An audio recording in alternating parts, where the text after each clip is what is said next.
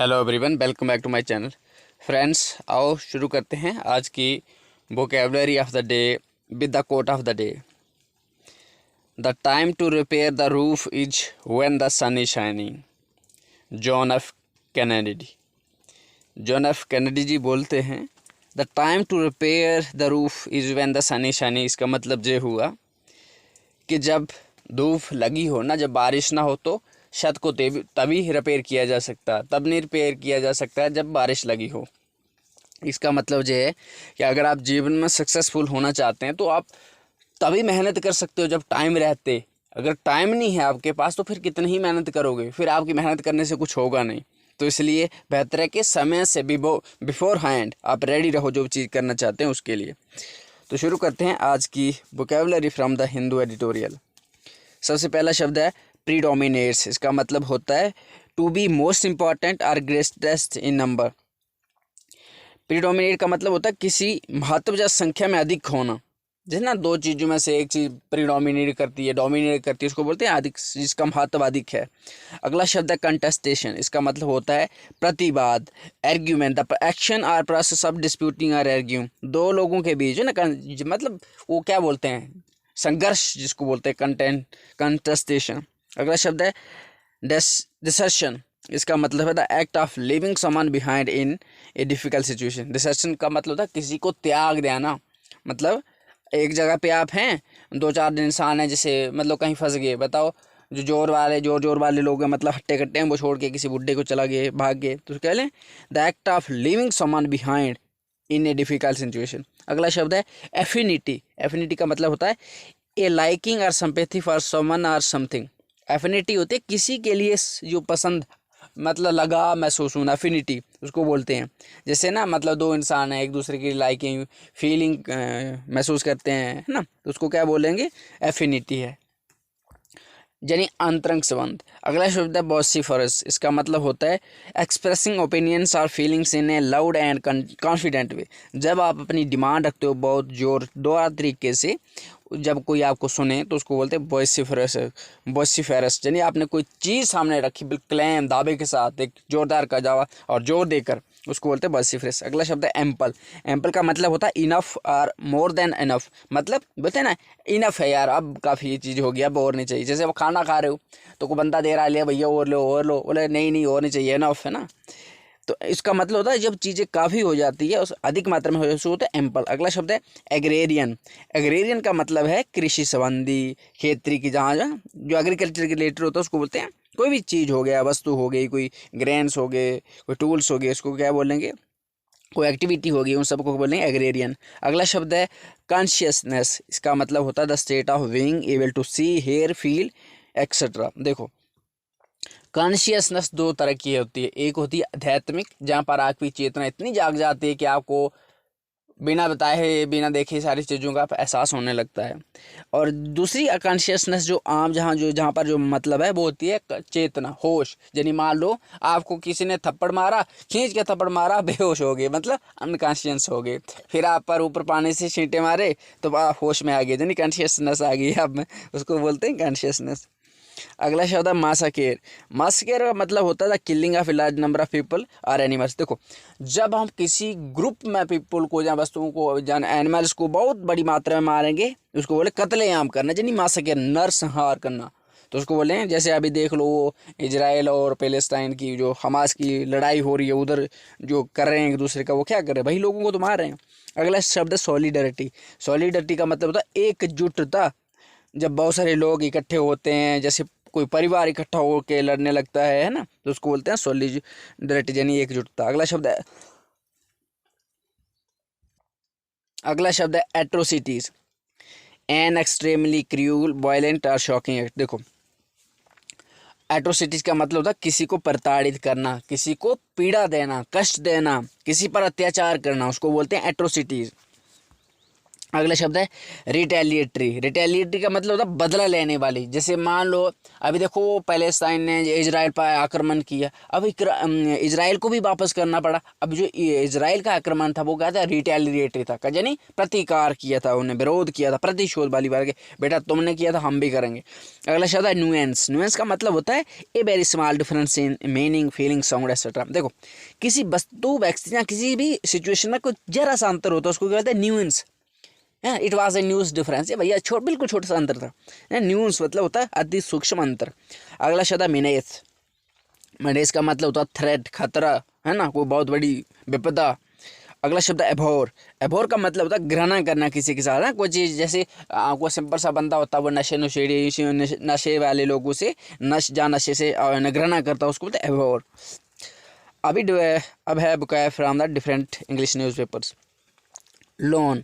Loan का मतलब होता है सॉलिटरी, ए सिंगल, सोलो, अकेला। अगला शब्द है लेफ्ट विंग। लेफ्ट विंग का मतलब होता है of relating to or belonging to the political left. देखो having or supporting ideas policy that are associated with liberal socialist group. देखो लेफ्ट विंग होता है ऐसे लोग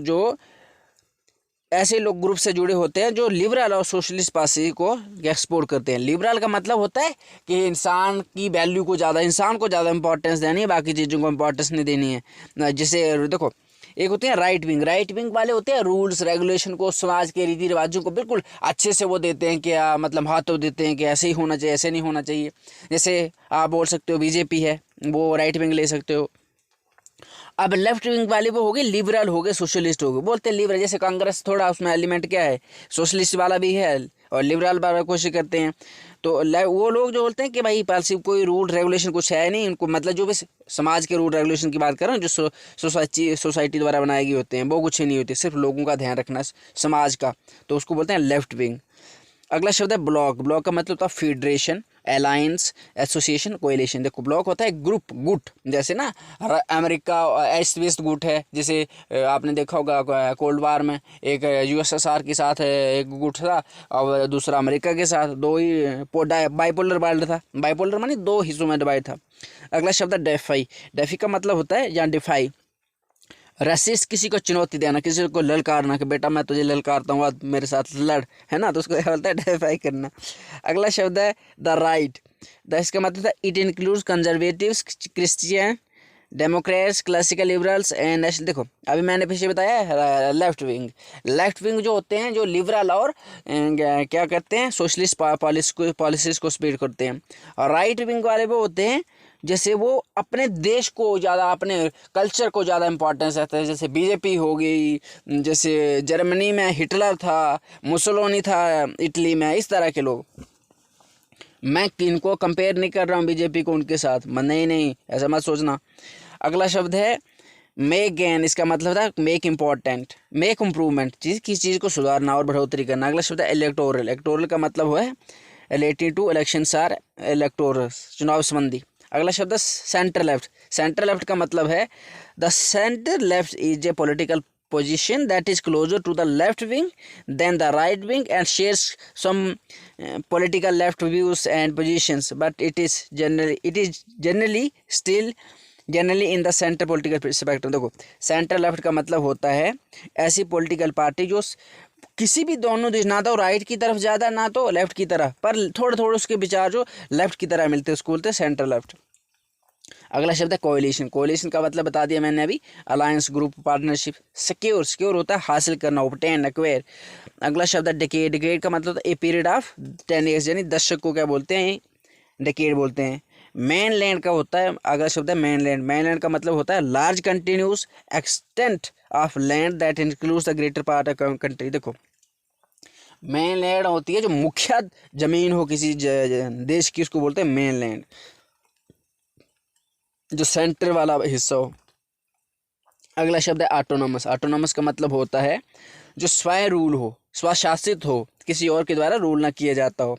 स्ट्रेंथ। स्ट्रेंथ का मतलब होता है संख्या, the number of people in A group. अगला शब्द है टेक प्लेस। टेक प्लेस का मतलब होता है घटित होना, घटना होना, अक्कर, हैपन। अगला शब्द है एमिड। एमिड का मतलब है इन द मिडल ऑफ। अगला शब्द है क्रिटिसिज्म। क्रिटिसिज्म का मतलब होता है किसी की निंदा करना, किसी को उल्टा सीधा बोल देना, किसी कंडेमेशन करना, है ना, क्रिटिक, डिसअप्रूवल। अगला शब्द है कल। कल का मतलब होता है ख़त्म करना, मारना। जैसे मान लो कोई अभी आपने कुछ महीने, आई थिंक 7-8-9 महीने हो गए, कभी एक बीमारी आई थी जो नॉर्थ ईस्ट में, जो सूर थे उनमें बीमारी आई थी, उनने क्या किया, सारे सूरों को मार दिया। और जो उनको इकट्ठा सबको एक टाइम पे ही मार देना, उसको बोलते कल करना। जैसे बहुत सारे पक्षियों में एक फ्लू आया था, तो पक्षियों को, मुर्गों को वगैरह सारा खत्म एकदम ही मार दिया, तो उसको मतलब कल करना। अगला शब्द है मिंक। मिंक का मतलब होता है small weasel like kind of animal with valuable fur, एक प्रकार का उदबिलाव। देख, मिंक मतलब होता है एक ऐसा जानवर होता है जो बिल्ले की तरह होता है, पर बिल्ले से भी छोटा मुंह होता है उसका, थोड़ा सा बिल्ले से लंबा सा होता है। और उसकी जो फर होती है, फर यानी उसके जो बाल होते हैं, वो हमारे काम आते हैं, कोई जैकेट बनाने में, कोई कैप बनाने में, कोई इस तरह की चीज़ें बनाने में। अगला शब्द है पोल्स्टर। इसका मतलब a person who analyses opinion polls. देखो, पोल्स्टर्स का मतलब होता है वो लोग जो लोगों के ओपिनियन पोल्स को क्या कर देता है, एनालाइज करता है। ओपिनियंस पोल मतलब होते हैं जैसे बता दे कि अच्छा इलेक्शन चल रही है, काउंटिंग चल रही है, बीजेपी ने इतने वोट हासिल किए, कांग्रेस ने इतने किए, कांग्रेस इतने लीड से चल रही है, बीजेपी इतने लीड से चल रही है। अब आइडिया लगा देते हैं कौन सा जीतेगा यार, परसेंटेज बना के, आइडिया बना के, बिना पहले ही जो ना, बिना एक्चुअल रिजल्ट, वास्तव में रिजल्ट निकलने से पहले ही बता देते हैं कि अच्छा ये वाली पार्टी जीतेगी। उसको क्या बोलते हैं, उस बंदे को जो बताता है उसको बोलते हैं पोल्स्टर। आज का इडियम ऑफ द डे है as tough as old boots. इसका मतलब होता है इतना स्ट्रांग जैसे मजबूत जैसे पुराने जूते।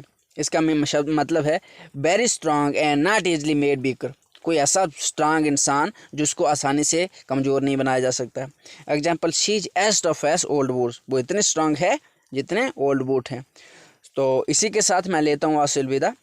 I hope you like it. अगर आपको ये पसंद आई हो तो भैया लाइक ज़रूर करो यार, और हाँ, लोगों के साथ शेयर भी करो, और हमेशा ऐसे ही बढ़ते रहो। So thank you for watching, have a nice day.